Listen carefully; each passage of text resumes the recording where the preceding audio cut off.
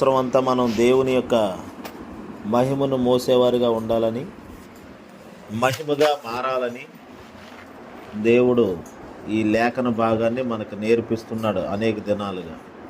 ఈ లోకా సువార్త 9:31 మోషే, ఏలియా ఈ ఇద్దరు పురుషులు మహిమతో అగపడి, వారు యేసుతో ఉన్నప్పుడు వారు మహిమతో కనపడుతున్నారు. యేసు లేకపోతే మహిమ లేదు. యేసు లేకపోతే వట్టివారమే. అందుకని ఉదయం ఒక మాట, కొలసీ పత్రిక 1:27 ఓ మాట చూడండి. కొలసీ పత్రిక ఉదయం కూడా చూసాం, 1వ అధ్యాయము 27వ వచనం. అక్కడ వ్రాయబడిన మాటలో, ఈ మర్మము యొక్క మహిమైశ్వర్యం ఎట్టిదో అది అనగా మీ యందున్న క్రీస్తు మహిమ నిరీక్షణయ్యున్నాడను సంగతిని. చూడండి, మీ యందున్న క్రీస్తు మహిమ నిరీక్షణయ్యున్నాడు. క్రీస్తుని కలిగిన మీరు మహిమను కలిగి ఉన్నారు. క్రీస్తుని కలిగిన మీరు ఆ యొక్క దాని సంబంధమైన నిరీక్షణలో ఉన్నారు. మనం నిరీక్షణ లేని ఇతరుల వలె కాక మనకంటూ ఒక శ్రేష్టమైన భాగ్యవంతమైన నిరీక్షణ కలిగిన వారమై ఉన్నాం. దేనిని బట్టి అంటే క్రీస్తుని కలిగిన దానిని బట్టి. ఆ పాత నిబంధనలో ఉన్న మోషే, ఏలియా వారు మహిమను క్యారీ చేసుకుంటూ, మోసుకుంటూ, అనుభవిస్తూ, మహిమకరమైన జీవితాన్ని జీవిస్తూ తమ జీవితాలు మహిమగా ముగించారు. ఆ తర్వాత ఇదిగో యేసుక్రీస్తు కాలములో యేసుక్రీస్తుతో పాటు మరలా మహిమలో వారు కనబడుతున్నారు, మహిమగా కనబడుతున్నారు. కారణం ఏమిటంటే వారు అటు పాత నిబంధనలో జీవించినంత కాలము కూడా దేవునిలో జీవించిన వారుగాను, ఇటు క్రొత్త నిబంధనలో కూడా యేసుని కలిగిన వారిగా వారు ఉన్నారు. వారి నిరీక్షణ ఇంకా అత్యధికముగా మార్చబడింది. వారి మహిమ ఎదిగింది చెప్పాలంటే. హల్లెలూయా. పాత నిబంధన మహిమ తగ్గిపోవునదే అని ఉంది బైబిల్లో. అది తగ్గిపోయే మహిమే. కానీ ఇప్పుడు వీళ్ళు తగ్గిపోయిన మహిమలో నుండి అత్యధికమైన మహిమ స్థానంలోకి వచ్చారు. ఇప్పుడు యేసు అంటే క్రొత్త నిబంధనలో యేసయ్య ఉన్నాడు. క్రొత్త నిబంధన ఏమిటంటే ఇంకా నిరీక్షణను ఎక్కువ చేసింది, మహిమను ఎక్కువ చేసింది క్రొత్త నిబంధన కృప. హల్లెలూయా. అంటే కృప అధికము చేయబడుట ద్వారా, యేసుక్రీస్తు కృపా సత్య సంపూర్ణుడిగా రావటం ద్వారా ఆయన తన మహిమను విస్తరింపచేశాడు, తన మహిమను వ్యాపింపజేశాడు. అప్పట్లో అంటే పూర్వం పాత నిబంధనలో అలా కాసేపు పరిశుద్ధాత్ముడు అలా వచ్చి వారిని తాకి వారితో పని చేయించుకొని ఆయన వెళ్ళిపోయేవాడు. కానీ క్రొత్త నిబంధనలో ఆయన వచ్చి వెళ్ళిపోయేవాడు కాదు, వచ్చి ఉండిపోయినవాడు ఆయన. అందుకనే మహిమ అధికమయ్యింది, మహిమ విస్తరించింది, యేసుక్రీస్తు మహిమ వ్యాపించింది, అది అత్యధికముగా మార్చబడింది. ఇప్పుడు అత్యధికముగా మార్చబడిన మహిమలో మోషే, ఏలియా కూడా ఉన్నారు. హల్లెలూయా. వాళ్ళు తక్కువైన మహిమ, తగ్గిపోయే మహిమలో ప్రారంభించబడిన వారి జీవితం అది అంచెలంచెలుగా ఎదుగుతూ పెరుగుతూ ఆ మహిమలో వాళ్ళకి ఇవ్వబడిన ఆ మహిమను కాచుకున్నారు. కాబట్టి నేడు ఈరోజు వారు అత్యధిక మహిమలో వారు ఉండటం మనం చూస్తున్నాం ఇక్కడ. హల్లెలూయా. అందుకని దేవుడు మనకి ఏ మహిమనిచ్చాడు, దేవుడు మనల్ని ఏ వెలుగులో ఉంచాడు, దేవుడు మనకి ఎలాంటి ఆత్మనిచ్చాడు, ఏ ఆత్మతో దేవుడు మనల్ని నడిపిస్తున్నాడో కాస్త గమనించి అందులో నమ్మకంగా, అంటే చెప్పాలంటే మనం ఏ స్థితిలో ఉన్నామో ఆ స్థితిలో మనం ఆ స్థితిని కాపాడుకుంటూ ఉంటే రేపు అన్ననాడు ఇంకొక భాగ్యములోకి, ఇంకొక మెట్టు మీదకి మనం వెళ్ళగలుగుతాము. హల్లెలూయా. అందుకనే ప్రభు అన్నాడు కదా, నీవు ఈ కొంచెములో నమ్మకంగా ఉన్నావు కాబట్టి ఇంకా అనేకమైన వాటి మీద నేను నిన్ను నియమిస్తున్నాను అని ప్రభువు చెప్పాడు. వారు కొంచెములో ఇవ్వబడిన దాంట్లో నమ్మకత్వాన్ని కనుపరిచారు. వారికి ఉన్న కొద్దిగా మహిమే, తగ్గిపోయే మహిమే, అయిపోయేదే, ఇంకా ఉండదు. కానీ వారు అందులో నిలిచి కాపాడుకున్నారు, కాచుకున్నారు. కాబట్టి ఈరోజు వారు అత్యధిక మహిమను అనుభవిస్తున్నారు. యేసుతో పాటు ఉన్నారంటే దాని అర్థం వారి మహిమ ఇంకా తరగదు, ఇంకా అవ్వదు, ఇంకా అవసరమైతే ఎక్కువ అవుతుంది. హల్లెలూయా. కొత్త నిబంధనలు యేసయ్యతో నిలబడటం అంటే అంత సామాన్యమైన విషయమేమీ కాదు. హల్లెలూయా. ఎందుకంటే ఆయన కట్టుకోబోయే సంఘానికి ఒక పునాది వేయాలనుకున్నాడు దేవుడు. ఆ పునాది, ఆ మూలరాయి ఏమో యేసుక్రీస్తు, పునాదేమో అపోస్తులు, ప్రవక్తలు. పునాది అపోస్తుల బోధ, ప్రవక్తల ఉపదేశం. ఇది సార్వత్రిక సంఘానికి పునాది వేయాలనుకున్నాడు. అందుకనే ఆయనతో పాటు ఆ కొండ మీద ఎవరున్నారు చెప్పండి. ఇప్పుడు ఆ కొండ మీద ఎవరున్నారు? అలాగ చెప్పకూడదు. ఎవరున్నారు అక్కడ? అపోస్తులు ఉన్నారు, ప్రవక్తలు ఉన్నారు. ప్రవక్తలేమో అదిగో మోషే, ఏలియా. అపోస్తులేమో పేతురు, యాకోబు, యోహాను. యేసుక్రీస్తు ప్రధాన అపోస్తులుడు అంటే పిలవబడినవాడు, పంపబడినవాడు. హల్లెలూయా. తండ్రి తన కుమారుని పిలిచి ఈ లోకానికి పంపించాడు. ఆయన ప్రధాన అపోస్తులుడు యేసయ్య. ఆ తర్వాత ఆయన ఏర్పరచుకున్న శిష్యులందరూ ఆ కోవకే చెందినవారు, అనగా వారు కూడా అపోస్తులులై ఉన్నారు. ఇప్పుడు మరి వాళ్ళెవరు చూడండి. ఇక్కడ అపోస్తులు, ప్రవక్తలు కలుసుకున్నటువంటి ఒక అరుదైన సన్నివేశాన్ని మనం ఇక్కడ చూస్తున్నాం. ఈ యొక్క రూపాంతర కొండ మీద ఎంత అద్భుతమైన దృశ్యమో మనం ఆత్మలో కనుక చూడగలిగితే. హల్లెలూయా. ఎక్కడ కలుసుకున్నారండి అపోస్తులు, ప్రవక్తలు అని అంటే అదిగో స్పష్టంగా లోకా సువార్త 9లో మనం చూస్తున్నాం. వాళ్ళు కలుసుకోడు అంటే ఏకత్వం ఉన్నది. అపోస్తులకి ప్రవక్తలకి ఒక ఏకత్వం ఉన్నది. ఒక ప్రధాన అపోస్తుడైన యేసుతో పాత నిబంధనలో ఉన్న ప్రవక్తలు మాట్లాడుతున్నారు. నేను ఎక్కువ, నేను తక్కువ అని కాదు. అక్కడ అపోస్తులు, ప్రవక్తలు వేసిన పునాది. అది చూడండి, ఆ పునాది ఎక్కడ ఉంది?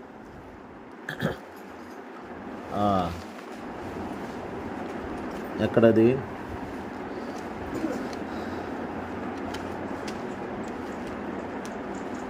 కొరింథీ పత్రిక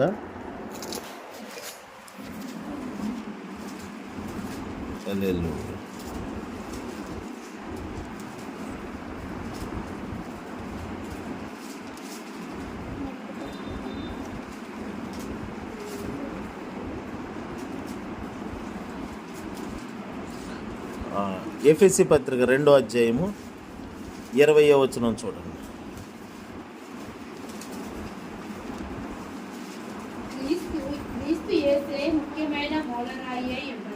క్రీస్తు యేసే ముఖ్యమైన మూలరాయి అయి ఉండగా వేసిన పునాది మీద మీరు కట్టబడి ఉన్నారు.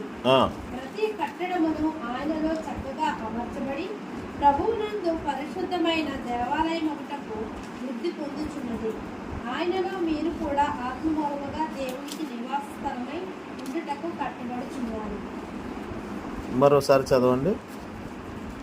క్రీస్తు యేసే ముఖ్యమైన మూలరాయి ఉండగా అపోస్తులను, ప్రవక్తలను వేసిన పునాది మీద మీరు కట్టబడి ఉన్నారు. అపోస్తులు, ప్రవక్తలు వేసిన పునాది మీద మీరు కట్టబడి ఉన్నారు. ప్రతి కట్టడమును ఆయనలో చక్కగా అమర్చబడి ప్రభువునందు పరిశుద్ధమైన దేవాలయం ఒకటకు వృద్ధి పొందుచున్నది. ఆయనలో మీరు కూడా ఆత్మమూలముగా దేవునికి నివాస స్థలమై ఉండుటకు కట్టబడుచున్నారు. చాలా. అలాగే మరొక మాట కూడా మత్తయి సువార్త 7:12 చూడండి. 7:12. కావున మనుషులు మీకు ఏమి చేయవలనని మీరు కోరుతురు, అలాగుననే మీరును వారికి చేయుడి.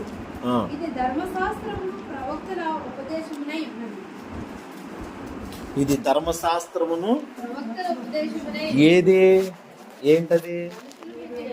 మనుషులు మీకు ఏమి చేయాలని మీరు కోరుకుంటున్నారో అలా మీరు చేయండి. ఇది ఏంటిది? ప్రవక్తల ఉపదేశం, అపోస్తుల బోధ. ఈ రెండు సార్వత్రిక సంఘానికి పునాది. క్రీస్తు యేసేమో ముఖ్యమైన మూలరాయి అయి ఉన్నాడు. హల్లెలూయా.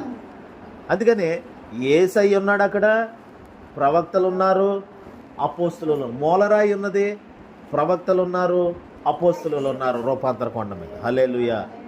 అంటే అదంతా ఒక మహిమగా ఉన్నది అక్కడంతా. అదంతా ఒక మహిమ. ఈరోజు అపోస్తులు, ప్రవక్తలు వేసిన పునాది మీద కట్టబడుతున్న కట్టడ ఎలాంటిదంటే మహిమకరమైన కట్టడ. మహిమ చేత కట్టుకుంటున్నాడు దేవుడు మనల్ని.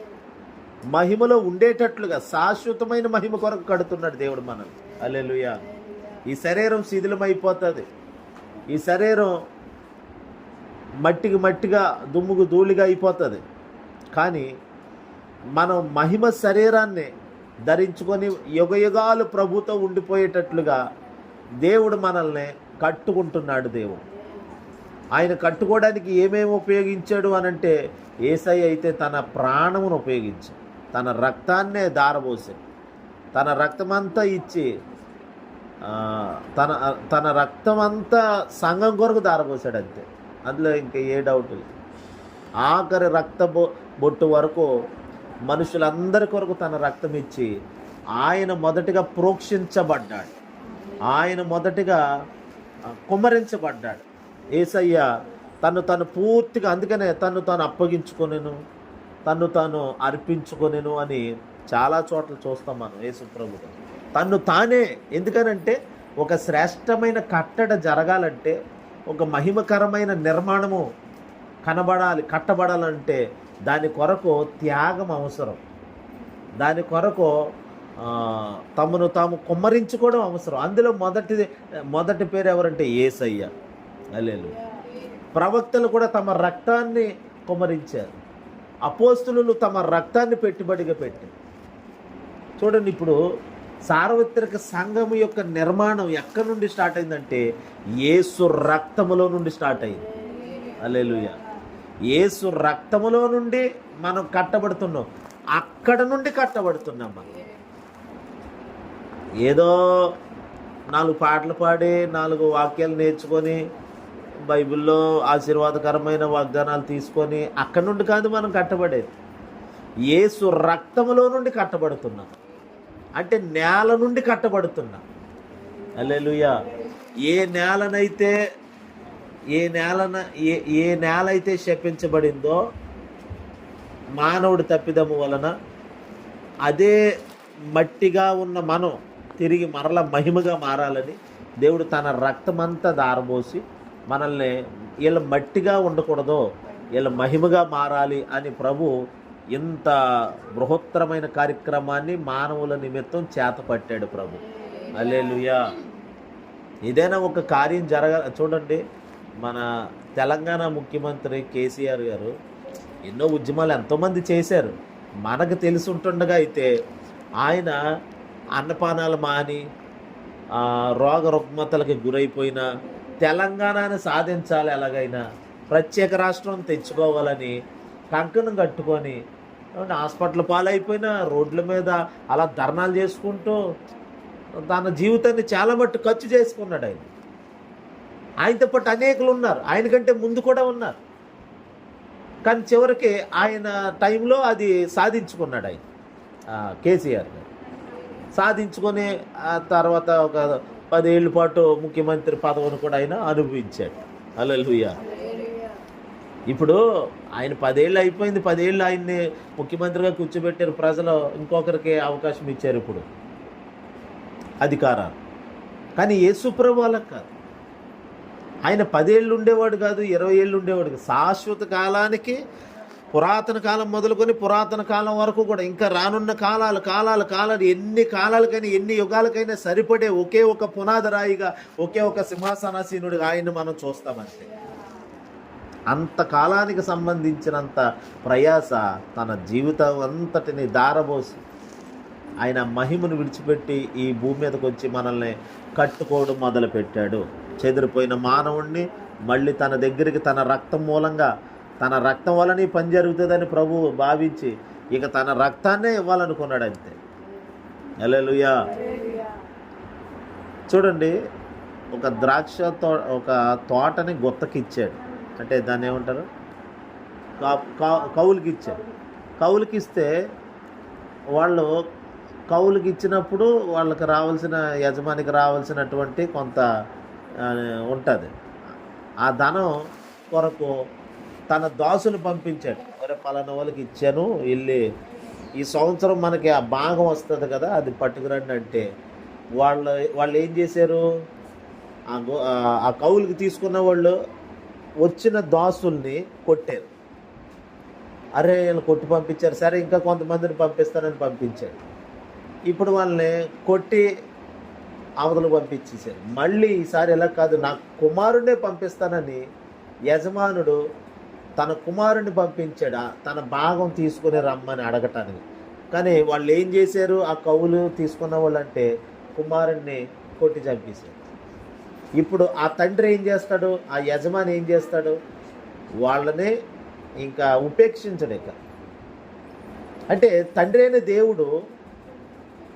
దేవుడు తన ప్రియమైన కుమారుని ఈ భూమి మీదకు పంపించాడు.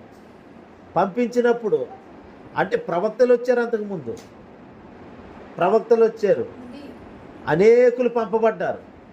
ఇక వీళ్ళెవ్వరి వల్ల మోషేని పంపించాడు దేవుడు. మోషే వలన అంతగా జరగలేదు. ఇశ్రాయేలీని తన వైపు తిప్పుకోవడానికి అదిగో చెదిరిపోయిన మా ఇశ్రాయేలీలందరినీ తన ఎదుగు సమకూర్చుకోవడానికి అహరోన్ని పెట్టాడు, మోషేని పెట్టాడు, మిరియాముని పెట్టాడు. కొంతమట్టికే అందులో కూడా లోపం జరిగింది, ధర్మశాస్త్రం ఇచ్చినా కానీ. ఇలా ఎన్నెన్ని జరిగినా, ఎంతమంది ప్రవక్తలు వచ్చినా ఇలా జరుగుతుంది. చివరికి తన కుమారునే పంపించాడు తండ్రి. పంపించినప్పుడు అందుకని అపోస్తులుడు అయ్యాడు యేసుక్రీస్తు, పంపబడిన వాడు కాబట్టి. ఆయన వచ్చి తాను చేయాల్సిన విధులన్నీ నిర్వర్తించి, తండ్రి తనకు ఆజ్ఞాపించిందంతా భూమి మీద నిర్వర్తించిన తర్వాత ఈ కౌలుకి తీసుకున్న లాంటి ప్రజలు ఎవరంటే ఇక్కడ శాస్త్రులు, సద్దూకయ్యులు, పరిసయ్యులు, ధర్మశాస్త్రం కింద ఉన్నవాళ్ళు. మరి మిగతా ప్రజలు ఉన్నారు కదా ప్రపంచవ్యాప్తంగా, వీళ్ళందరూ ఎవరు అంటే అన్యజనులు. తన తోటను సేద్యానికి తీసుకొని బాకీ చెల్లించకుండా, తన భాగం ఇవ్వకోకుండా ఆ యజమానుడు కొడుకునే చంపేసిన దాఖలాలు అందులో ఎవరు చేరారంటే యూదులు చేరారు అందులో. అందుకే యేసుక్రీస్తు మరణములో ఎవరు పాలు పంపులు పొందారు అని అంటే యూదులు, శాస్త్రులు, సద్దుకాయులు, వీళ్ళందరూ. రోమా సైనికులు సిలువే చంపడానికి ప్రభుత్వం అంతే. కానీ మరి మిగతా వాళ్ళు అసలు ఆ సిలువుకి ప్రేరేపించిన వాళ్ళు ఎవరు? యూదులు, తనవారే. అయితే ఇప్పుడు ఆయన ఇది ఇలాగా దృష్టాంతంగా ఇలా జరిగింది. కానీ ఇందులో ఒక మిరాకిల్ కూడా ఉంది, ఒక అద్భుతం కూడా ఉంది. అదేంటంటే అన్యజనులైన వారందరికీ రక్షణ కలిగింది. ఈలో మేము చంపేసేమో అయిపోయిందని సాతానగాడు సంకలు గుర్తుకొని ఈ యూదులందరినీ సంతోషపెట్టొచ్చేమో, కానీ వాడి ప్లాన్ ప్రకారంగా యేసుక్రీస్తుని అకారత్నం చేసేది ఇంకా కనబడకుండా ఆయన కుమారుని పంపిస్తే నేను ఎక్కడ బతకనెత్తాను. ఆనాడు అలాగే మోషే కాలంలో కొంతమంది కుమారులు చంపించాను నేను. యేసుక్రీస్తు పుట్టినప్పుడు కూడా కొంతమంది పిల్లల్ని చంపించేశాను. ఇక లేడు, ఓన్లీ ఎదిగిన తర్వాత అయినా చివరికి 33.5 సంవత్సరాల మధ్యాంతరంలోనే చంపించేసాము, అంతా అయిపోయింది అనుకున్నాడు. కానీ ఈ దేవుని ప్రణాళిక చూడండి. ఇక్కడ దేవుని ప్రణాళిక ఏమిటంటే మనుషులందరికీ రక్షణ వచ్చిందంట ఆయన అలా చేయటం ద్వారా. వాడికి తెలియని సత్యం ఏమిటంటే ఆ ఎబ్రీ పత్రికలో ఓ మాటను చూడండి, 2వ అధ్యాయంలో 9వ వచనం. ఎబ్రీ పత్రిక 2వ అధ్యాయము 9వ వచనం. ఆయన ప్రతి మనుషుని కొరకు మరణము అనుభవించినట్లు దూతల కంటే కొంచెము తక్కువ వాడుగా. అదిగోండి, ప్రతి మనుషుని కొరకు మరణము అది ఎందువలన అంటే దేవుని కృప వలన. చెప్పండి ఏంటిది?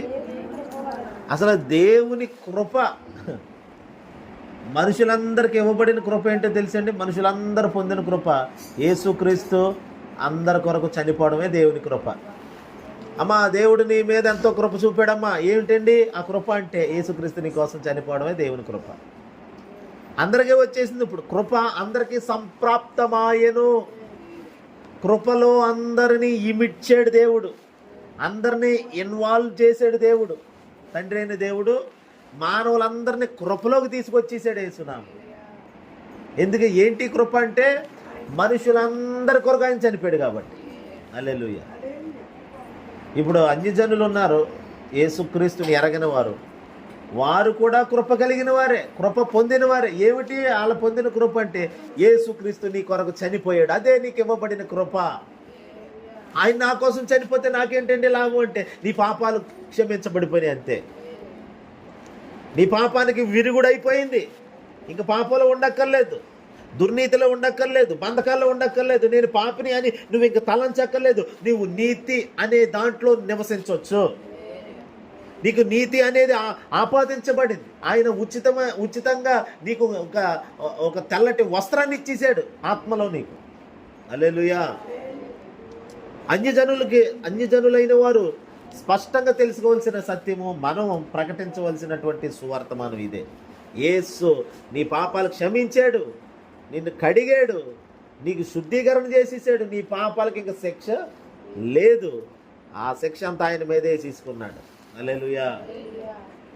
ధైర్యంగా చెప్పాలి మనం దేవుని బిడ్డలు. అందుకనే సాతానుగాడు ఏదేదో ఆయన జీవితాన్ని నేను 30 చెరువులు నీళ్ళు తాగించేటట్లుగా ఆయన ఉచ్చులో వేసి బంధించేసాను అని వాడనుకుంటే, కానీ దేవుని ప్రణాళిక మరో విధంగా ఉంది ఇక్కడ.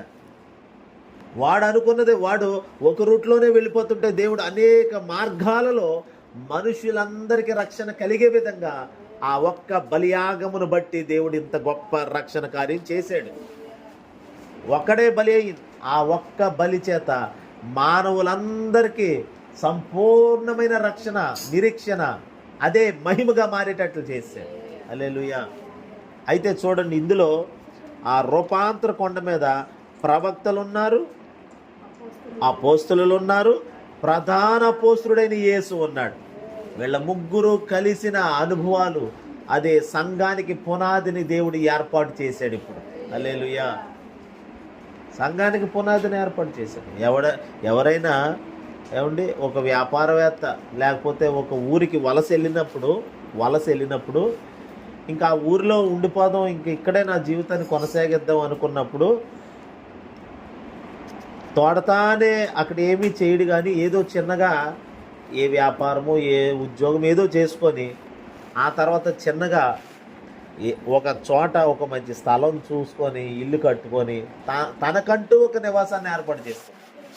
యేసుక్రీస్తు సంఘము అనే ఒక నివాసాన్ని కడుతున్నాడు, మహిమ నివాసాన్ని కడుతున్నాడు. సంఘం అంటే దేవుని మహిమను కలిగిన సంఘము, మందిరం. ఇప్పుడు ఈ మందిరంలోకి జనులందరూ రావాలని, అంటే సంఘములోకి రావాలని. ఏ సంఘము? యేసయ్య కట్టుకుంటున్న మహిమ కలిగిన సంఘము. ఇప్పుడు ఇప్పుడు చర్చ్ ఆఫ్ క్రైస్ట్ ఉంది, లూథరన్ సంఘం ఉంది, పెంతెకోస్తు సంఘాలు ఉన్నాయి, ఏమండి జీడిఎం ఉంది, ఇంకా మనకు తెలిసిన ఎన్నో సంఘాలు, కొత్త సంఘాలు పుట్టుకొచ్చింది. మరి మనుషులు ఏ సంఘంలో ఉండాలి? మరి ఇందులో ఈ సంఘాలన్నీ పేర్లు ఉన్నాయి కదా, ఇందులో దేవుడు కట్టుకుంటున్న సంఘం ఏది? మనం ఏ సంఘంలో ఉండాలి? మరి దేవుడు కట్టుకుంటున్న సంఘం ఏది? ఇందులో ఏ సంఘం పేరు చెబుదాం పోనీ? అసలు మన సంఘం కూడా ఏదో చిన్న సంఘం. ఎన్నో పెద్ద సంఘాల్లో మనది ఒక చిన్నదే. ఇన్ని సంఘాల్లో ఏ సంఘం మరి? ఆయన కట్టుకునే సంఘం ఏది? ఎక్కడైతే అపోస్తులు ప్రవక్తలు వేసిన పునాది, ఆ మహిమ ఉంటుందో అదే ఆయన కట్టుకుంటున్న సంఘం. హల్లెలూయా. ఆ ఉపదేశ సారము, ఆ మహిమ తత్వము ఎక్కడ కనబడుతుందో అది ఆయన కట్టుకుంటున్న సంఘం. అందుకనే వివేచన కలిగిన వారమై ఆత్మను పొందుకుంటే, పరిశుద్ధాత్మను పొందుకుంటే అది ఏ సంఘము? అది దేవుడు కట్టుకుంటున్న సంఘమా కాదా? క్లియర్ కట్గా మనకు అర్థమవుతుంది. అందుకనే సంఘాలకు వచ్చిన యేసుక్రీస్తుని అంగీకరించిన వారు మొదట తెలుసుకోవాల్సింది సంఘాన్ని బట్టి యేసుక్రీస్తు కాదు, యేసుని బట్టే సంఘము మనకి. ఈ సంఘాన్ని బట్టి నేను ప్రభు దగ్గరికి వచ్చానండి కాదు. అవన్నీ ఒకవేళ వాళ్ళ బట్టి నువ్వు వచ్చానా కానీ నీవు చివరికి తెలుసుకోవాల్సింది అంటే యేసునే తెలుసుకోవాలి. హల్లెలూయా. సమరయ స్త్రీని బట్టి వచ్చామండి మేము సంఘానికి, సమరయ స్త్రీని బట్టి ప్రభు దగ్గరికి వచ్చామండి. ఓకే, కొంతకాలం ఆవిడ వెలుగులో నడిచావు ఓకే, ఇక వదిలే సంఘాలు డెనామినేషన్లు భేదాలన్నీ వదిలే, యేసుని పట్టుకో, యేసుతో ఉండు జీవితం, యేసే నీ మహిమ, యేసే నీ నిరీక్షణ. హల్లెలూయా. కొంతకాలం బాప్తిస్మం ఇచ్చి యోహాను వెలుగులో నడిచారంట కొంతమంది. బాప్తిస్మం ఇచ్చి యోహాను వాళ్ళకి మార్గం చూపించాడు, వాళ్ళకి రక్షణ బాప్తిస్మాలకి వాళ్ళు సిద్ధపరిచాడు. వాళ్ళందరూ బాప్తిస్మం ఇచ్చి యోహాను వెలుగులో కొంతకాలం నడిచారు. ఇప్పుడు ఆ యోహాన్ని చంపేశారు, హతసాక్షిగా చేశారు, హతసాక్షి అయిపోయాడు. మరి ఇప్పుడు ఏ వెలుగు ఉంది? ఆ వెలుగు కొంతకాలమే, కానీ శాశ్వతమైన వెలుగు ఒకటి ఉంది, నిత్యమైన వెలుగు. దాని పేరే యేసుక్రీస్తు. యేసుక్రీస్తు అనే వెలుగులో ఉండాలి. ప్రతి వ్యక్తి యేసుతోనే ఏకమై ఉండాలి. అదే వాళ్ళే ఎత్తబడతారు. నేను ఈ సంఘంలో ఉంటే ఎత్తబడతానండి, ఆ సంఘంలో ఉంటే ఎత్తబడతానండి, ఆ సంఘానికి పోతే ఏ సంఘానికి పోయినా నువ్వు ఎత్తబడవేమో, కానీ యేసుతో ఉంటే మాత్రం ఎత్తబడతావు.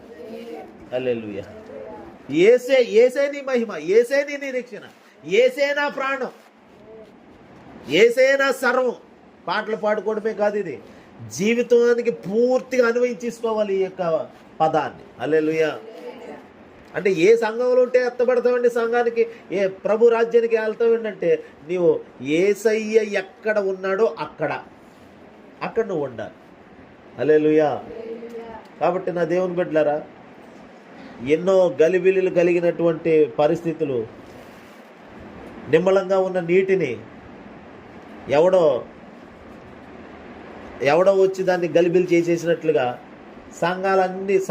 సంఘాలకి దేవుడిచ్చిన ఉపదేశాలన్నీ గలిబిలి చేసేస్తున్నాడు అపవాది. సంఘములను కదిపేస్తున్నాడు, సంఘాలలో గలిబిలి సృష్టించి సేవకులు గలిబిలి చేసి, సేవకురాలను గలిబిలి చేసి, తప్పుడు బోధలు, తప్పుడు ఉపదేశాలు, డబ్బు ఆశ చూపి, లేనిపోని ఎరలు వేసి ఇలా సంఘాలన్నిటినీ కదిపేస్తున్నాడు. కానీ అంతరంగములో లేక మరుగై ఉన్న దాచబడిన దేవుని ప్రణాళికలో కట్టబడుతున్న సంఘం మాత్రం ఉంది. హల్లెలూయా. దానిని చూడాలి మనం. అదే మహిమ కలిగిన సంఘం అంటారు దాన్ని. హల్లెలూయా. దానిని పొందుకొని ఆ ప్రత్యక్షతలో మనం జీవించాలి. ఎలా చెదిరిపోయినా, చివరికి ఏమైపోయినా మనం యేసుతో నిలిచేవారుగా ఉండాలి. ఆనాడు భూమి మీద సంఘం కట్టబడినప్పుడు అండి చాలా హింస కలిగింది సంఘానికి. ఆ హింస కలిగినప్పుడు అందరూ చెదిరిపోయారంట. మొదటి సంఘంలో ఉన్న వాళ్ళందరూ చెదిరిపోయారు. సంఘం లేదు ఇప్పుడు అక్కడ. చెట్టుకోకలు పొట్టుకోకలుగా మారిపోయారు. కానీ వాళ్ళందరూ యేసుని కలిగి ఉన్నందుకంట యేసుని ప్రచారం చేస్తూ ప్రకటిస్తూ ఉన్నారంట వాళ్ళు. చూడండి ఆ మాటలు అపోస్తుల కార్యాల్లో 5వ అధ్యాయము 4వ అధ్యాయం. హల్లెలూయా.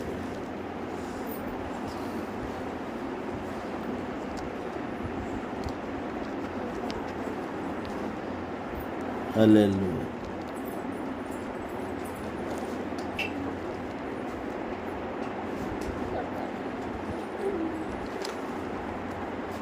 8వ అధ్యాయం 8వ అధ్యాయము మొదటి వచనం. అపోస్తుల కార్యాలు 8వ అధ్యాయము మొదటి వచనం చదవండి.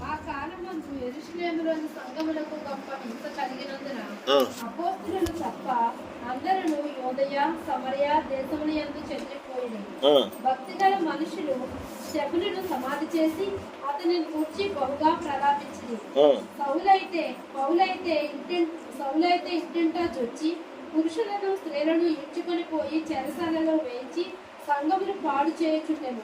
కాబట్టి చెదిరిపోయిన వారు సువార్త వాక్యమును ప్రకటించుచు సంచారము చేసింది. అప్పుడు ఫిలిప్పు సమరయ పట్టణము వరకును వెళ్ళి క్రీస్తును వారికి ప్రకటించుచుండెను. అదిగోండి ఎవరిని ప్రకటిస్తున్నాడు క్రీస్తును వారికి అంటే వాళ్ళు సంఘములు ఎవరిని పొందారు చూడండి, సంఘములు ఎవరిని పొందారు, సంఘములు ఎవరిని చూస్తున్నారు, క్రీస్తుని చూడాలి. అపోస్తులు ప్రవక్తలు వేసిన పునాది, ఆ పునాది వాళ్ళు చెప్పిన బోధ అంతా క్రీస్తుని మీదే కడుతున్నారు. వాళ్ళు చెప్పిన ప్రతి మాట యేసునే చూపిస్తున్నారు వాళ్ళు. హల్లెలూయా. ఏ సంఘములో సేవకుడు సేవకురాలు సిద్ధాంతాలు వాళ్ళు పెట్టిన కొన్ని కొత్తవి ఉంటాయి, అవన్నీ ఆ పద్ధతులు అవే కనబడుతున్నాయి అనుకోండి, అది దేవుని సంఘం కాదు, అది దేవుడు కట్టుకుంటున్నది కాదు అని గమనించాలి. యేసుని చూపించే బోధ ఏ పద్ధతి అంటే ఉండే ఆ పద్ధతి అంతా యేసునే చూపించాలి.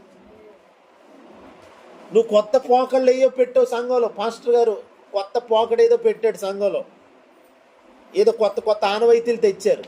ఏ ఆనవాయితీ తెచ్చినా అది యేసుని చూపించేదైతే పర్లేదు, యేసుకి మహిమ తెచ్చేదైతే పర్లేదు.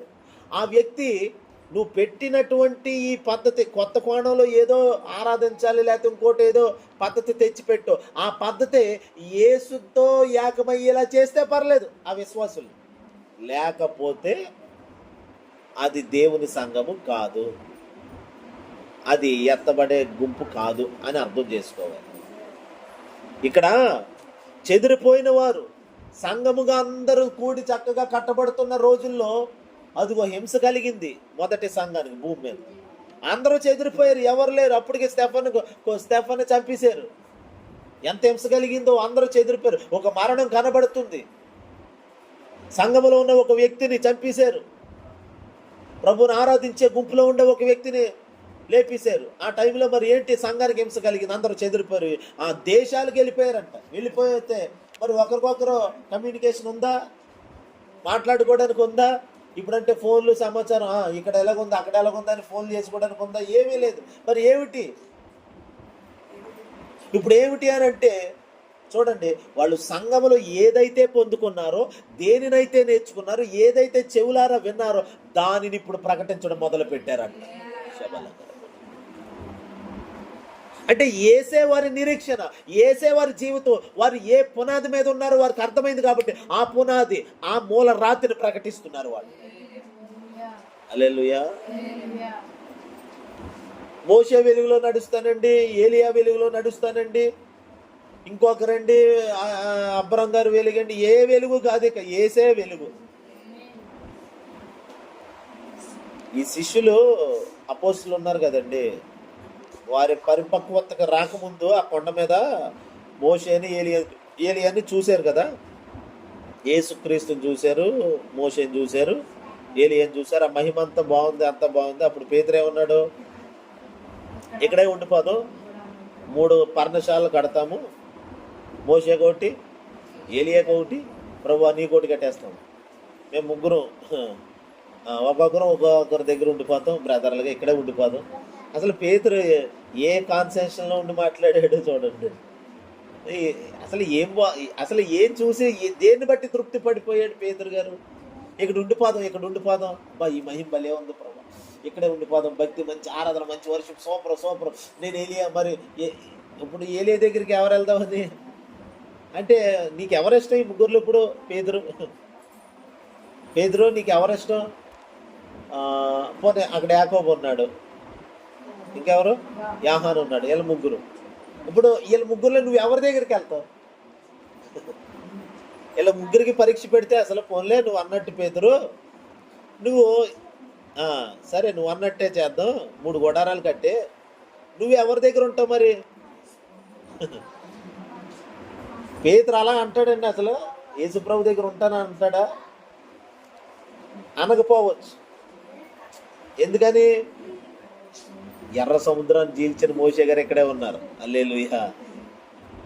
మన్నాను తెచ్చిన మోషే గారు ఈయన, బండలో నీళ్లు రప్పించిన మోషే గారు ఈయన. అబ్బా, నేను మోషే దగ్గర ఉండిపోతాను.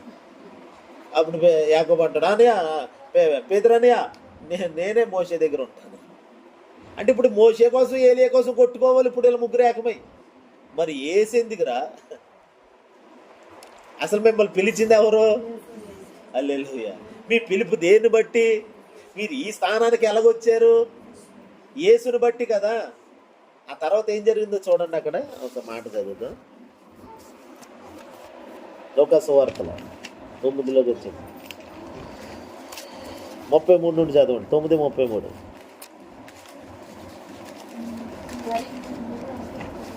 చదవండి.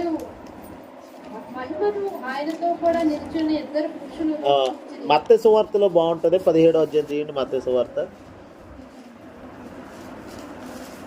4 నుండి చదవండి. 17వ అధ్యాయము 4 నుండి చదవండి. మత్తయి సువార్త. ప్రభువా, మనల్ని ఎందుకు మంచిది? నీకు ఇష్టమైతే ఇక్కడ నీకొకటియు, మోసేకొకటియు, ఏలియాకొకటియు పాఠశాలలు కట్టుదని యేసుతో చెప్పాను. అతడు ఎక్కడో మాట్లాడుచుండగా ఇదిగో ప్రకాశమానమైన యొక్క మేఘము వారిని కట్టుకోలేదు. ఇదిగో ఈయన నా ప్రియకుమారుడు, ఈయన యందు నేను ఆనందిస్తున్నాను, ఈయన మాట వినుడని. ఈయన మాట వినుడని ఒక శబ్దము పుట్టెను. చదవండి. శిష్యుడు ఈ మాట విని బోర్లపడి మిక్కిలి భయపడగా యేసు వారి ఎద్దకు వచ్చి వారిని ముట్టి వెళ్ళి భయపడకూడని చెప్పాను. వారు కన్నులెత్తి చూడగా యేసు తప్ప, అదిగో చూడండి, యేసు తప్ప. అదే కదా ప్రత్యక్షత. నేను మోషేతో ఉంటానండి అంటే కుదరదు. మోషే పొందిన మహిమ కూడా ఆయన నుండే. హల్లెలూయా. ఏలియా దగ్గర ఉంటానండి, ఏలియాకు గుడారం కట్టేసి ఏలియా అయితే చాలా రోషంగా ఉంటాడు, వెంటనే అగ్ని దిగి వస్తుంది. మా పాస్టర్ పవర్ఫుల్ ఏమనుకున్నారో అని పాస్టర్ వెనకాల నిలబడదాం అని అనుకుంటే ఏలియా కూడా ఆ మహిమలో నుండి వచ్చినోడే. ఏలియాకున్న మహిమైనా మోసే మహిమైనా అంత ఆయన నుండి వచ్చిందే. అందుకని ఆ మహిమ ఎదుట ఏ మహిమైనా తెగదుడిపే. హల్లెలూయా. అందుకని మోసే మహిమ కోరుకోవడమో ఏలియా మహిమ కోరుకోవడమో కాదు. వాళ్ళు మోసే మహిమ, వాళ్ళ మీద ఉన్న మహిమ అంతా యేసయ్య మహిమ అది. అందుకని యేసయ్య మహిమనే కోరుకోవాలి. ఆకాశం నుండి అంతలో ఒక శబ్దం వచ్చి, ఇదిగో ఈయన నా ప్రియ కుమారుడు, ఈయన మాట వినండి. అంతే. ఎవరి మాట? మోసే మాట అండి? ఏలియా మాటనా? యేసు మాట. యేసు మాట వినండి. హల్లెలూయా. అందుకని యేసుని గూర్చిన సమాచారం బైబిల్లో ఎక్కడెక్కడ ఉందో అవపోషణం పట్టేయాలి మనం. యేసుని గూర్చిన సమాచారం అంతా ఆయన మాట్లాడిన ప్రతి మాటలు నరాల్లోకి ఎక్కించుకోవాలి, మూలుగుల్లోకి ఎక్కిపోవాలి మనకి. హల్లెలూయా. అది మనకి జీవమై ఉంటుంది. యేసుని గూర్చినటువంటి ప్రకటన, ప్రత్యక్షత ఏదైనా మన జీవితానికి పట్టాలి. ఎముకకు మాంసము పట్టినట్లుగా యేసయ్య సందేశాలు, యేసయ్య ఉపదేశాలు అన్నీ ఆత్మలో గ్రహించుకుంటూ వాటిని ధ్యానం చేస్తూ చెప్పి, ఆయన ఏదో కొన్ని ఉపమానాలు చెప్పినట్టుగా, ఏదో చిన్న చిన్న స్టోరీలు చెప్పినట్టుగా ఉండొచ్చేమో, కానీ అవన్నీ ఎంత లోతైన ప్రత్యక్షతలు ఉంటాయో అందులో. హల్లెలూయా. అందుకని యేసుని పొందాలి మనం. సంఘంలో యేసునే కలిగి ఉండాలి. మా పాస్టర్ గారు చెప్పారండి, మా పాస్టర్ గారు ఈ పాస్టర్ గారు యేసయ్య మహిమను మోస్తున్నాడు. యేసయ్య కృపను బట్టి మా పాస్టర్ గారండి, అంతే. హల్లెలూయా. అంతే తప్ప ఎవరికి ఏ ఘనత, మహిమ, ప్రభావం కాదు. సమస్త మహిమ యేసయ్యకే చెల్లును గాక. హల్లెలూయా. ఆయనే హెచ్చాలి, మనము తగ్గిపోవాలంతే. యేసునామం. ఏలియా ఆత్మ ఎవరికి ఉంది? బాప్తిస్మం ఇచ్చి యోహానుకు ఉందంట. ఎవరికి ఉంది? ఆ బాప్తిస్మం ఇచ్చి యోహాను ఏమన్నాడో తెలుసండి? ఆయన చెప్పుల వారైన విప్పుటకు నేను పాత్రుడను కాను, నేను తగ్గాలి, ఆయన హెచ్చి ఉండాలి అన్నాడు. అంటే అది ఏలియా ఆత్మ. ఏలియా బాబు, నువ్వు ఏలియా దగ్గర ఉంటానంటున్నావు, కానీ పేతురు ఏలియా ఏమన్నాడో తెలుసా? ఏలియా మనసు ఏంటో తెలుసా? ఏలియా ఆత్మ ఏంటో తెలుసా? ఆయనే హెచ్చాలి, నేను తగ్గాలంటాడు. హల్లెలూయా. నేను ఏలియా బాబు, ఏలియా అనే ఫైర్ అయిపోతే కాదు, ఆ ఏలియాకున్న అభిషేకం, ఆ ఫైర్ అంతా ఆయనలో నుండి వచ్చింది. హల్లెలూయా. కాబట్టి దేవుని బిడ్డలారా, మనం గమనించాలి, యేసుని పొందాలి మనం సంఘంలో. యేసుని చూడాలి, యేసు మీద ఆనుకోవాలి. ఆ మహిమంతా అదే. అందుకని ప్రవక్తలు, అపోస్తులు ఆయన ఎవరినే దూరం చేసి ఎవరిని తక్కువ చేసేవాడు కదా. ఆయన పనికి ఉపయోగపడిన పాత్రలు కూడా ఒక పునాదిగా చేశాడు. చూడండి, అపోస్తులు, ప్రవక్తలు పునాది ఎందుకు? ఆయన వేసేచ్చు కదా పునాది. లేదు, ఆయన పనిలో భాగస్థులుగా చేశాడు, వారిని కూడా ఎంచుకున్నాడు. ఆ పిలుపు మనకి ఉంటే నేటికి మనము కూడా ఆ పిలుపులో ఏకమై ఉంటాం మనం. హల్లెలూయా. ఓ ప్రవక్త అయితే ప్రవక్త, అపోస్తుడు అయితే అపోస్తుడు. ఆ పిలుపు అసలు నువ్వు ఎప్పుడు పిలువబడ్డా ఎప్పుడో పునాది వేసాడు. ఆ పునాది వాళ్ళు ఎవరో అపోస్తులు, ప్రవక్తలు. ఇప్పుడు ఓ ప్రవక్తగా మనం పిలబడ్డాం అనుకోండి. ఇప్పుడు అలాగని ఈ పిలుపు ఇప్పుడు వచ్చిన పిలుపు కలిగినోడు అప్పుడు ఆల్రెడీ సెట్ అయిపోయిన వాళ్ళతో సమకూర్చబడ్డం అవుతుంది అంటారా? కానీ దేవుడు సమకూరుస్తాడు. హల్లెలూయా. అది ఆయన చిత్తం, అది ఆయన సమానం చేస్తాడు. ఆయన ఎందుకో తెలుసా? బైబిల్లో ఉందా సత్యం. హల్లెలూయా. పరిశుద్ధాత్మ గుర్తు చేస్తున్నాడు నాకు. అదేంటంటే ఉదయం 9 గంటలకు పనికి వచ్చారు. వాళ్ళకి ఎంత జీతం ఇస్తానో చెప్పాడు. బాబు ఉదయం నుండి సాయంత్రం 5 గంటల వరకు పనిచేస్తే 500 ఒడంబడికి పడి వచ్చారు. తర్వాత 12 గంటలకి ఓ బ్యాచ్ వచ్చారు. వాళ్ళకి ఎంత జీతం ఇస్తానో చెప్పాడు. తర్వాత మధ్యాహ్నం 3 గంటలకి, సాయంత్రం ఇంకొక గంట మాత్రమే పని ఉంటుంది. వాళ్ళు గంట పని చేసి ఎంత జీతం తీసుకున్నారంటే 500. అదే జీతం. ఉదయం 9 గంటలకు వచ్చినోడికి ఏ జీతమో సాయంత్రం వచ్చాడు చూడండి, ఆఖరిలో పిలువబడ్డాడు, అతను కూడా 500. పిలుపు ముఖ్యం ఇక్కడ. యేసునామములో పిలిచిన వాడు ముఖ్యం.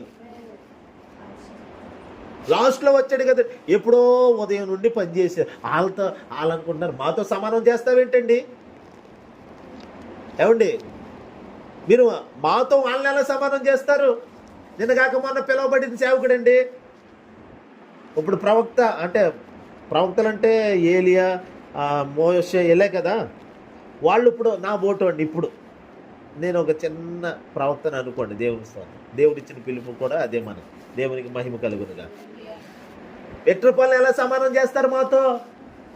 ప్రభువా, మేము ఎప్పుడోళ్ళు, నేను ఎంత సమాజాన్ని నడిపించాను, ఇశ్రాయేలీలు ఎంతమందిని వెలుపలికి తెచ్చాను, ఆకాశం నుండి నేను ఎంత అగ్ని కురిపించాను, బయలు ప్రవక్తలు ఈ ఒంటి చేతి ఎంతమందిని చంపాను ప్రభువా, నాతో విక్రపాలు సమానం చేయడం పెట్టాను. ఒక ఏలియా కానీ మోషే కానీ అడిగితే ఆయన అంటాడు, నాకు ఇష్టమైంది మీకేంటి కొడుకుమంట అంటాడు. హల్లెలూయా. ఆయన ప్యాటర్న్ అంతే. ఆయన పిలుపుకి లోబడి ఉంటే చాలండి. ఆయన పిలుపులు అలా ఒదిగిపోయి అలా ఉండిపోతే ఆయన ఏం చేసినా ఆయన ఇష్టం. ఇది కోరుకున్న పిలుపు కాదు. ఇది నేను కూడా మోషేలాగా అయిపోవాలి, ఏలియాలాగా అయిపోవాలనే పిలుపు మనకు అక్కర్లేదు. ఆయన ఉచితమైన పిలుపు. ఏ పిలుపుతో పిలిచాడో ఆ పిలుపుని కలిగి ఆ పిలుపులో నిలబడితే చాలు యేసునామం. అందుకే మన పిలుపు ఏమిటో గుర్తుపట్టి అందులో నిలబడటం చాలా ప్రాముఖ్యమే ఉన్నది. హల్లెలూయా. పక్షపాతి కాదు మన యేసయ్య. ఆయన ఉన్నాడు మనతో, మనలో ఉన్నాడు. సంఘములో నుండి లేపబడాలి యేసు. ఇప్పుడు సంఘం చెదిరిపోయింది. సంఘం చెదిరిపోతే అందులో నుండి ఎవరు లేపబడుతున్నారు, ఎవరు ప్రకటింపబడుతున్నారు, ఎవరు వ్యాపిస్తున్నారంటే యేసు ప్రకటించబడుతున్నాడు. అంతే. యేసు బయటకు వచ్చాడు.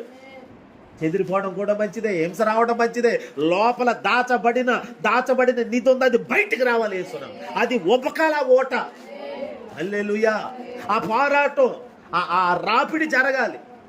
వాళ్ళకి హింస లేనంతసేపు అలా నిమ్మలంగా కడుపులో నీళ్ళు కదలకుండా భక్తి చేసుకుంటూ అలా ఉన్నారు. కానీ ఎప్పుడైతే కోల్చబడిందో, ఎప్పుడైతే సంఘము చెదిరిపోయిందో అప్పటి నుండి యేసు ప్రకటించబడ్డాడు. హల్లెలూయా. హింసల్లో నుండి యేసు లేపబడతాడు. శ్రమంలో నుండి యేసు మన ద్వారా ప్రకటించబడతాడు. నీకొచ్చిన కష్టం, నీకొచ్చిన ఇబ్బంది, నీకొచ్చిన హింస, అది ఏదైనా, నిందైన, అవమానం అయినా అందులో నుండి యేసు పైకి లేవాలి. హల్లెలూయా. అందుకని హింసలో బాధలు వచ్చినప్పుడు మనం కన్నీళ్ళు పెట్టుకొని బాధపడిపోకూడదు. అందులో నుండి యేసు బయటికి రావాలి. ఈ సార్వత్రిక సంఘము, మొదటి సంఘము, కట్టబడుతున్న సంఘము చెదిరిపోతే అందులో నుండి యేసు ప్రకటించబడ్డాడు. కాబట్టి నా దేవుని ప్రియుల, ఇలాంటి మనం యేసునే చూడాలి సంఘము. యేసయ్యనే పొందుకోవాలి సంఘము. ఏసే మన ఉపదేశం, ఏసే మన సారము, ఏసే మన ప్రేమ, ఏసే మన సర్వం, ఏసే మన జీవం, ఏసే మన ప్రాణమైపోవాలంతే. ఆ అనుభవంలో యేసునే చూడాలి. హల్లెలూయా. అక్కడ చూడండి, యేసు తప్ప వారికి ఎవరునూ కనబడలేదు. మన జీవిత లక్ష్యం ఎవరిని చూద్దామని, పరలోకం ఎందుకు వెళ్దామని. పరలోకం అండి అదిగోండి వాళ్ళు ఎలాగుంటారో చూద్దామని. ఎవరిని? అబ్రహం గారు ఎలాగుంటాడో, ముసలాయిన కదా, 90వ వయసులో శారమ్మ బిడ్డను కన్నది కదా, ఆవిడ ఎలాగుంటుందో చూద్దామని అండి. అదా అయి కాదు, అవన్నీ మహిమ కలిగిన యేసుని చూడు. ఈ 2 కళ్ళతో యేసుని చూడాలి అంతే. మన జీవితం యేసుతోనే ఉండాలి, యేసునే లక్ష్య పెట్టాలి మనం. అందుకని యేసు మీద లక్ష్యముంచుడి. విశ్వాసమునకు కర్తయు దానిని కొనసాగించువాడని యేసు వైపు చూస్తూ యేసు మీద లక్ష్యముంచుడి. మీ లక్ష్యమంతా, మీ మనసంతా ఆయన మీదే లగ్నం చేసేసుకోండి. ఏ సంఘంలో ఉన్నా, ఎక్కడున్నా, ఏ పాస్టర్ని లేకపోతే ఏ ఉపదేశం లేకపోతే వాళ్ళ కొత్త పద్ధతులు, ఇంకా రానున్న కాలంలో ఇంకా టెక్నాలజీ పెరిగిపోయి సంఘాల్లో రకరకాల మార్పులు వచ్చేస్తాయి. దేవుని బిడ్డలారా, ఇప్పుడే పరిశుద్ధాత్ముడు మాట్లాడుతున్నాడు. ముందుగా ఎప్పటి నుండే చెప్తున్నాడు. ఇప్పుడు దేవుడు మనతో చెప్తున్నాడు. అదేమిటంటే, పరిస్థితులు ఎలా మారినా ఏముండి, సంఘాలు ఎలాగా టెక్నాలజీలోకి ఇంకా కార్పొరేట్ రీతిలోకి వెళ్ళిపోయినా యేసే మనకి ముఖ్యం. యేసుని ఎప్పుడు వదలకూడదు. యేసయ్యే నా ప్రాణం, యేసయ్యే నా జీవం. ఆ రీతిగానే మనం ప్రభుని కలిగిన వారమే ఉండాలి. ప్రభు తనతో మనం ఉండాలనే మనల్ని పిలుచుకున్నాడు. మనల్ని పిలిచి అదిగో నువ్వు ఆ ఏలియా పక్కన కూర్చో, ఆ మోషే పక్కన కూర్చో, అబ్రహం పక్కన కూర్చో, నువ్వు నా పక్కన కూర్చోవాలి. నిన్ను పిలిచింది నా ప్రక్కన పెట్టుకోవడానికే నిన్ను పిలిచాను, నాతో ఉండటం కొరకే నిన్ను పిలుచుకున్నాను అంటాడు. అందుకని చూడండి, యేసు మనలో నుండి లేపబడాలి. అదే మన మహిమ. నీ మహిమ ఏమిటంటే యేసు నీలో నుండి ప్రకటించబడటం, యేసు నీలో నుండి పైకి లేపబడటం. ఇదే నీ మహిమ, ఇదే నీ నిరీక్షణ, ఇదే మనకి దేవుడిచ్చిన నిత్య నిరీక్షణ అయి ఉన్నది. యేసుని చూద్దాం, యేసుని ప్రకటిద్దాం. దేవుడి మాటలు మన వినికిలో దీవించును గాక. ప్రార్థన చేస్తాం.